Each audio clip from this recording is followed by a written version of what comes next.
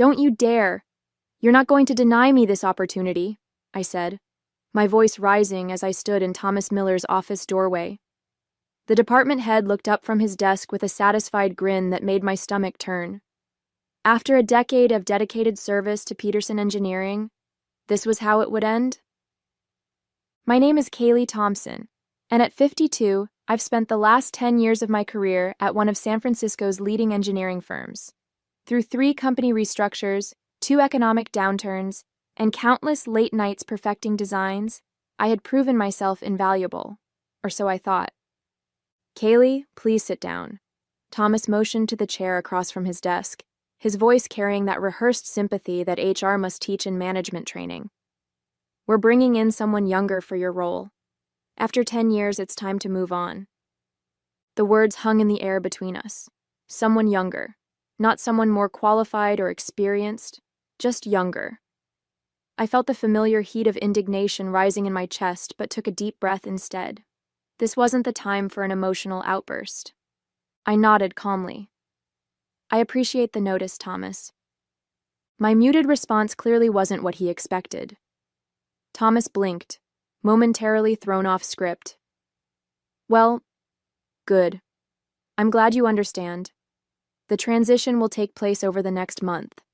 We'll need you to train your replacement, Olivia. She graduates from Berkeley next week. I smiled thinly. Of course. What Thomas didn't know, what nobody in the department knew, was that the next board meeting would be special. Very special indeed. Will there be a formal announcement? I asked, my voice steady. We'll announce it at the department meeting on Monday, Thomas replied, already turning his attention back to his computer screen, dismissing me. HR will be in touch about your severance package. I stood up and smoothed my blazer. I see. And the quarterly board meeting is still next Thursday at 2 p.m.? Thomas looked up, confusion flickering across his face. Yes, but that's not something you need to concern yourself with anymore. Just double-checking my calendar, I said lightly. Will CEO Davis be in attendance? Thomas's eyes narrowed slightly. Why do you ask? Just curious, I replied with a shrug. Well, I won't take up any more of your time.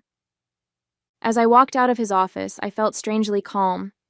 10 years at Peterson Engineering had taught me patience, resilience, and the importance of knowing when to speak and when to remain silent.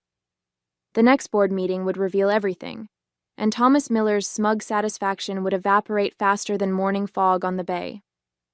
Some secrets were worth keeping, even when you were being shown the door. As I walked back to my desk, I couldn't help but smile at the irony of it all. 10 years of dedication reduced to a casual dismissal in a 15-minute meeting. Yet here I was, holding on to information that would completely flip the script. Everything okay? Asked Javier, my colleague from the adjacent cubicle. His eyes held genuine concern. He'd seen too many people walk that same path from Thomas's office, faces drawn with shock and disappointment. Never better, I replied, voice low enough to avoid attracting attention. Just the usual Friday drama. I hadn't told anyone about the private meeting with CEO Catherine Davis 3 weeks ago. It had been unexpected. A call directly to my personal cell on a Sunday afternoon while I was tending to my rooftop garden. Kaylee, we need to talk about your future at Peterson, Catherine had said, her normally formal tone relaxed and direct. Not at the office. Can you meet me at Bayview Cafe tomorrow at 7 a.m.? The memory of that morning was still vivid. Catherine had arrived early, securing a private corner table with a stunning view of the Golden Gate Bridge shrouded in morning mist. I'll get straight to the point, she'd said after we exchanged pleasantries. The board is restructuring our leadership approach. We've been watching your work on the Westlake project. Your innovative solutions saved us millions and impressed our biggest clients. I'd been preparing for bad news, not praise. Thank you, but we want you on the executive board, Catherine had continued, as our new chief operations officer. You understand both the technical and human elements of our business in a way nobody else does. The offer had been unexpected and overwhelming. A seat on the board, overseeing all operational aspects of Peterson Engineering, including Thomas's department. Why me? I'd asked, still processing the magnitude of the opportunity. Because you see what others miss, Catherine had replied simply. And because it's time we had someone at the table who remembers what it's like to be in the trenches. The secrecy had been Catherine's idea. The board vote is just a formality, but I need to manage the politics carefully.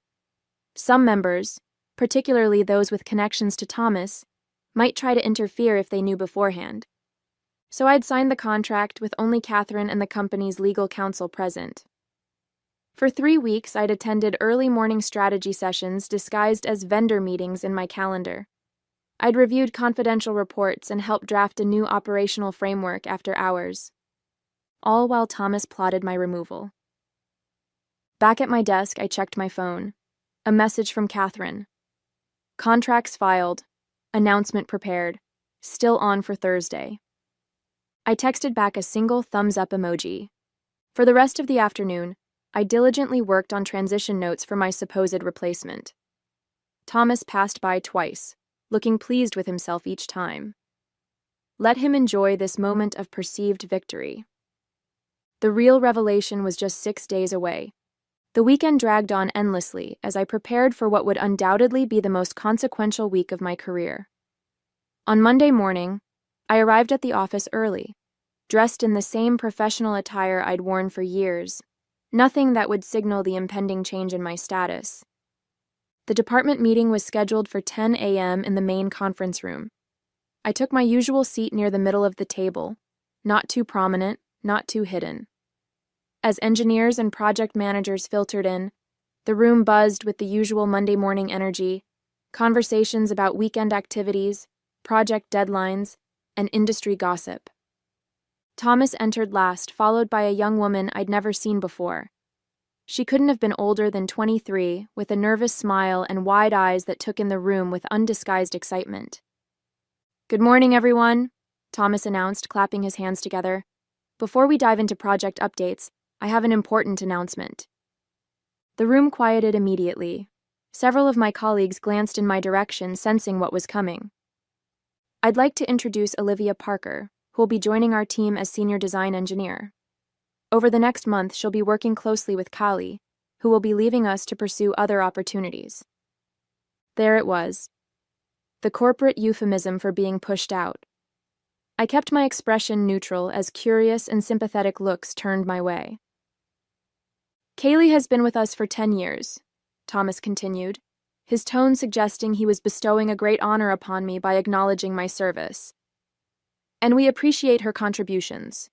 Please make Olivia feel welcome as she transitions into this important role." Olivia gave a small wave. "I'm really excited to join the team. I've heard so many great things about Peterson Engineering." As the meeting progressed through project updates and quarterly targets, I noticed Thomas watching me carefully, perhaps expecting an outburst or sign of distress. Instead, I participated normally, offering insights on my current projects and volunteering to help with a challenging client issue. After the meeting, Olivia approached me tentatively. "Ms. Thompson, Thomas said you'd be showing me the ropes this week." "Of course," I replied, gesturing for her to follow me to my workspace. "And please, call me Kaylee." As we walked, I felt a pang of sympathy for Olivia. She was merely a pawn in Thomas's game, unaware of the complicated dynamics she'd stepped into. "First thing you should know," I said once we reached my desk, "is that engineering at Peterson is as much about politics as it is about technical skill." Olivia looked surprised by my frankness. I thought it would be more merit-based." I smiled. "It should be. Maybe someday it will be again." The next 3 days passed in a blur of knowledge transfer sessions, project handoffs, and careful documentation of my workflow. Through it all, I maintained my professional demeanor, giving Olivia every advantage I could without revealing my true circumstances. On Wednesday afternoon, Catherine called a company-wide meeting for Friday morning, the day after the board meeting. The email mentioned exciting organizational changes and new leadership announcements. Thomas read the message with a frown, clearly not privy to whatever Catherine had planned. Do you know what this is about? He asked me casually as he passed my desk. No idea. I lied smoothly. Perhaps they've finally found someone to fill that VP position that's been vacant. He nodded, satisfied with my ignorance, and walked away. Thursday was approaching rapidly, and with it, the moment of truth. Thursday morning arrived with a strange sense of calm washing over me. I'd prepared for this day meticulously, choosing my outfit with particular care. A tailored charcoal suit I'd purchased for the occasion, accented with a subtle jade silk blouse that brought out the green in my eyes. It was an executive look, though no one would question it as being particularly out of character for me. I arrived at work to find my going-away party in full swing, a sad spread of supermarket cupcakes and lukewarm coffee in the break room. My colleagues had signed a card with generic well wishes and memories of projects we'd tackled together. I accepted their condolences with grace, playing my part in this corporate theater. "We'll miss you around here," said Javier, giving me an awkward side hug. "It won't be the same without your problem-solving magic." "Thank you," I replied, meaning it. Many of these people were genuine colleagues who had no part in Thomas's machinations. I'll miss this team too. Thomas stood at the edge of the gathering, checking his watch frequently. The board meeting was at 2 p.m., and as department head, he'd need to prepare his quarterly presentation. I knew exactly what was in it. I'd helped design the reporting framework years ago. "Kali, could I see you in my office when you're done here?" he asked, not waiting for an answer before walking away. 15 minutes later, I sat across from him, watching as he shuffled papers on his desk. "I wanted to thank you for handling this transition so professionally," he said without looking up. "It's refreshing considering your tenure with the company." The slight emphasis on tenure made it clear what he really meant: my age. It seemed the appropriate response, I replied evenly. Thomas finally met my eyes. "Your severance package is generous. 2 months' salary, plus your unused vacation time. The paperwork will be ready for your signature tomorrow." "I appreciate that." He leaned back in his chair, curiosity finally getting the better of him. "I have to ask, you've been surprisingly calm about all this. Did you see it coming?" I allowed myself a small, enigmatic smile. Let's just say I've learned to prepare for all contingencies in my time here. Thomas's expression hardened slightly. "Well, company needs evolve. Fresh perspectives become necessary. I'm sure you understand." "Completely," I agreed. "Change is inevitable in any organization. Sometimes it comes from unexpected directions." His eyes narrowed at my cryptic response, but before he could press further, his phone buzzed with a reminder. "I need to prepare for the board meeting." "Of course," I said, standing to leave. "Good luck with your presentation. I've always found the board to be quite attentive to details." As I walked out, I could feel his eyes on my back, a new uncertainty in his gaze. My calm acceptance had planted a seed of doubt, exactly as I'd intended. Back at my desk, I fielded a text from Catherine. "Conference room A, 1:30. Come through the executive entrance." I spent the next 2 hours meticulously organizing my desk, backing up personal files, and creating detailed instructions for Olivia. To anyone watching, I was simply being thorough before my departure. At 1:15, I picked up my leather portfolio and headed toward the restroom, a perfectly normal afternoon activity that wouldn't raise suspicions. Once out of sight from the engineering department, I changed course, taking the elevator to the top floor where senior executives had their offices. The executive suite had its own private entrance to the boardroom, a door that I had never had cause to use in my 10 years with the company. Until today. Catherine was waiting for me in the hallway, her normally serious face softened with anticipation. "Ready to make history?" she asked quietly. I took a deep breath, feeling the weight of the moment. "As ready as I'll ever be." "Perfect," she replied, checking her watch. "The other board members are already seated. Thomas will enter through the main door at exactly 2 p.m. Let's make sure we're in position before then." Together, we walked toward the executive entrance to Conference Room A, where everything was about to change. The boardroom of Peterson Engineering exuded power and tradition. 12 high-backed leather chairs surrounded an immense mahogany table that had witnessed decades of critical decisions. Floor-to-ceiling windows offered a panoramic view of San Francisco's skyline, a constant reminder of the heights to which the company had climbed. By 1:45 p.m., 10 board members were already seated, engaged in pre-meeting small talk. Catherine nodded subtly toward an empty chair on her right, my designated seat. I felt a momentary flutter of nerves as I took my place, but it quickly subsided as several board members smiled in recognition. William Harrison, the 70-year-old chairman of the board, extended his hand. "Ms. Thompson, we're delighted to finally have you join us officially. Catherine has spoken highly of your operational insights." "Thank you, Mr. Harrison. I appreciate the opportunity," I replied, my voice steady despite the significance of the moment.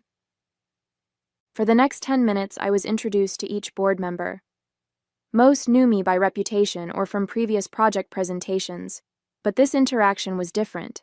I was now their peer, not a subordinate reporting up the chain. At precisely 2 p.m., the main door opened. Thomas entered, carrying his presentation materials and looking confident. He greeted several board members by name as he made his way around the table, placing copies of his report at each seat. Then his eyes landed on me. The change in his expression was subtle but unmistakable. Confusion, followed by disbelief, then rapidly shifting to alarm. "Kaylee? What are you doing here?" he asked, his voice pitched slightly higher than normal. Before I could respond, Catherine stood, commanding the room's attention. "Let's begin," she announced, gesturing for everyone to take their seats. "Before we move to department reports, I have an important announcement." Thomas remained standing, his gaze darting between Catherine and me, clearly trying to piece together what was happening. "Please take a seat, Thomas," Catherine directed, waiting until he complied before continuing. "As you all know, Peterson Engineering has been undergoing strategic restructuring to better position ourselves for the challenges ahead. After extensive evaluation, the executive committee and I have identified critical operational improvements needed across all departments." Thomas fidgeted with his pen, no longer looking at me. "To lead this effort," Catherine continued, "we required someone with deep institutional knowledge, proven technical expertise, and the ability to bridge divisions within our organization. I'm pleased to announce that Kaylee Thompson has accepted the position of Chief Operations Officer, effective immediately." A round of applause filled the room. Several board members nodded approvingly in my direction. As COO, Kaylee will oversee all operational aspects of the company, including engineering, production, supply chain, and quality assurance, Catherine explained, her voice clear and firm. All department heads will report directly to her, creating a more streamlined decision-making process. Thomas's face had drained of color. I wasn't aware of this reorganization," he stammered. "The decision was finalized 3 weeks ago," Catherine replied evenly. "On a need-to-know basis." William Harrison leaned forward. "Ms. Thompson's appointment was unanimously approved by the executive committee. Her first task will be conducting a comprehensive review of all departments, identifying inefficiencies and opportunities for growth." I finally spoke, keeping my voice professional and measured. "I'm looking forward to working with all department heads to optimize our operations. Everyone brings value to this organization, though sometimes it requires the right position to maximize that value." Thomas's eyes met mine, understanding the subtle message. His department was under my purview now. His decision to replace me would be subject to my review. "Now," Catherine said, masterfully moving the meeting forward, "let's proceed with the quarterly reports. Thomas, I believe you're first." Thomas stood on unsteady legs, fumbling with his presentation materials. The confident department head who had dismissed me days earlier was gone, replaced by a man suddenly questioning every decision that had led to this moment. "Before you begin," I interjected gently, I'd like to discuss the staffing changes you proposed earlier this week. Perhaps we should revisit some of those decisions." The silence that followed was profound. Thomas cleared his throat, a bead of sweat visible on his temple. "Perhaps we should discuss departmental staffing after the meeting," he suggested, his voice strained. "Actually," I replied, maintaining a neutral tone, "since it affects the quarterly projections you're about to present, we should address it now." I turned to the board. "Thomas has proposed replacing our senior design engineer, the position I held until today, with a recent graduate who has no industry experience." Several board members exchanged concerned glances. "The Westlake project is entering its most critical phase," I continued. "Changing key personnel now creates unnecessary risk to both timeline and budget." William Harrison frowned. "Is this accurate, Thomas?" "The Westlake contract represents 20% of our annual revenue." Thomas's presentation folder trembled slightly in his hands. "I believed fresh perspectives would benefit the team," he said, the words sounding hollow even to his own ears. "But obviously, with the new organizational structure, we can reassess." "Indeed," I agreed. "In fact, I've already spoken with Diana Ford about stepping into the role. Her 15 years of experience and familiarity with the Westlake specifications make her the logical choice." Catherine nodded approvingly. "Diana is an excellent engineer. I support this decision." The look of defeat on Thomas's face was unmistakable, but he managed to proceed with his quarterly report. His usually confident delivery was replaced by hesitation and frequent references to notes. When he finished, the questions from board members were pointed and occasionally critical, a stark contrast to the easy reception he typically enjoyed. As the meeting progressed through other departmental updates, I made careful notes and asked thoughtful questions that demonstrated my comprehensive understanding of the company's operations. By the time we reached new business items, the dynamic in the room had shifted palpably. Board members increasingly directed their questions to me, rather than Catherine or the department heads.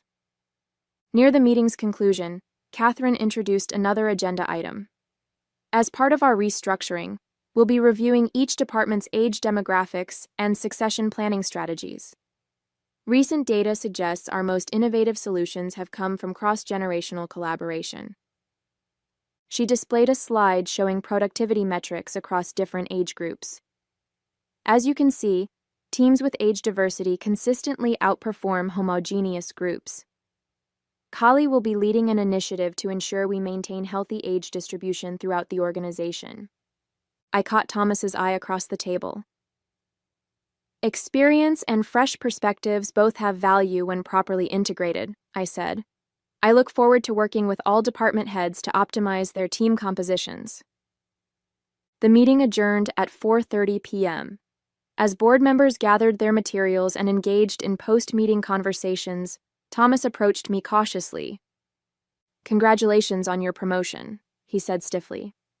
"Had I known—" "You'd have made different decisions," I finished for him. "I understand completely." He nodded uncomfortably. "About Olivia." "She's talented but inexperienced," I said. "I think she'd benefit from our junior engineer development program, rather than being thrown into a senior role prematurely. Don't you agree?" Thomas knew he had no choice. "Of course, I'll inform her of the change." "No need," I replied. "As COO, I should welcome all new employees personally. I'll meet with her tomorrow to discuss her actual role and set appropriate expectations." Catherine joined us, effectively ending the conversation. "Kaylee, the executive team is gathering for dinner at Bayside Restaurant at 7. We'd love for you to join us."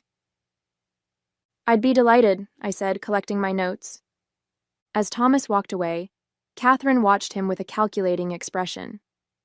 "He'll either adapt or find himself increasingly marginalized," she observed quietly. "Everyone eventually faces the consequences of their decisions," I replied. "Some sooner than others."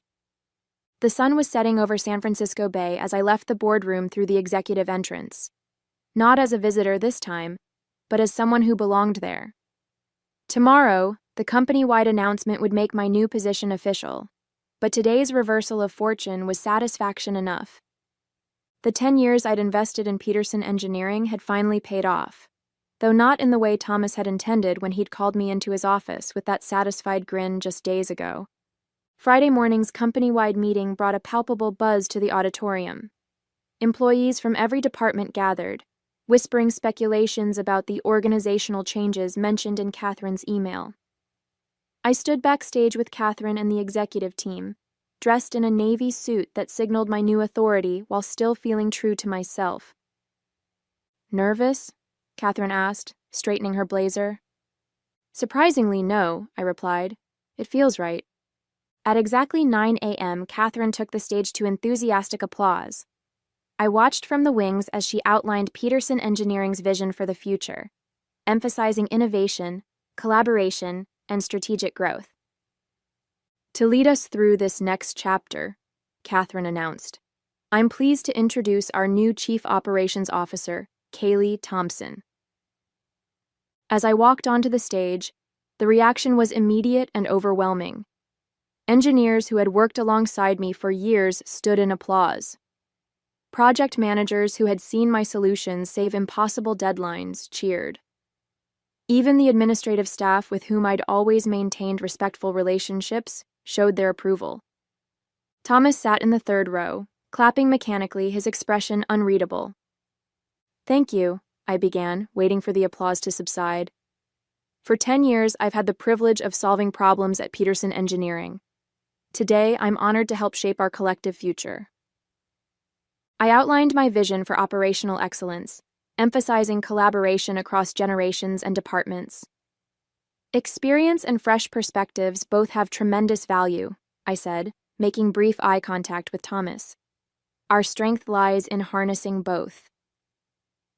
After the presentation, employees approached to offer congratulations. Olivia, looking slightly confused, waited until most had dispersed. "Ms. Thompson, Kaylee," she began tentatively. "I'm a little unclear about my position now." I smiled reassuringly. "Let's meet in my office in an hour. I think you have great potential, just not in the role Thomas originally proposed." As the crowd thinned, I spotted Javier giving me a knowing grin and a thumbs up from across the room. Perhaps he'd suspected something all along. The transition into my role as COO happened more smoothly than anyone might have expected. By Monday morning, I had moved into the executive suite on the top floor, a spacious corner office with windows overlooking the Bay Bridge. The contrast to my former cubicle was striking, but I made sure to bring along the small jade plant that had survived 10 years of engineering crises with me. Some continuity was important. My first official week was packed with meetings, getting to know each department head personally, reviewing ongoing projects, and assessing operational bottlenecks. I made a point of being visible throughout the building, visiting departments and speaking directly with employees at all levels. This wasn't just good leadership. It was a message that the barriers between executives and staff were being dismantled. Thomas had been notably subdued. Our first one-on-one meeting had been brief and focused strictly on his department's metrics. He avoided direct eye contact and kept his responses clipped and professional. I neither gloated nor referenced our previous dynamics, treating him with the same respectful professionalism I showed all department heads. On Friday afternoon, Catherine stopped by my office with 2 cups of coffee. "So, 1 week in, how does it feel?" she asked, settling into the chair across from my desk. "Challenging in all the right ways," I replied honestly. "There's so much opportunity for improvement." She nodded, looking pleased. "The board is impressed with your approach so far. William Harrison specifically mentioned your talent for asking the right questions." "I've had years to think about what I'd do differently if given the chance," I admitted. Catherine smiled knowingly. "That's exactly why you were the right choice. Oh, and I thought you'd want to know. Thomas has requested a transfer to our Seattle office." "Running away?" I asked, raising an eyebrow. "He claims it's for family reasons," Catherine replied. "But we both know better." I considered this news thoughtfully. "Let's approve it," Sometimes a fresh start benefits everyone. Catherine raised her coffee cup in a small toast. Spoken like a true executive,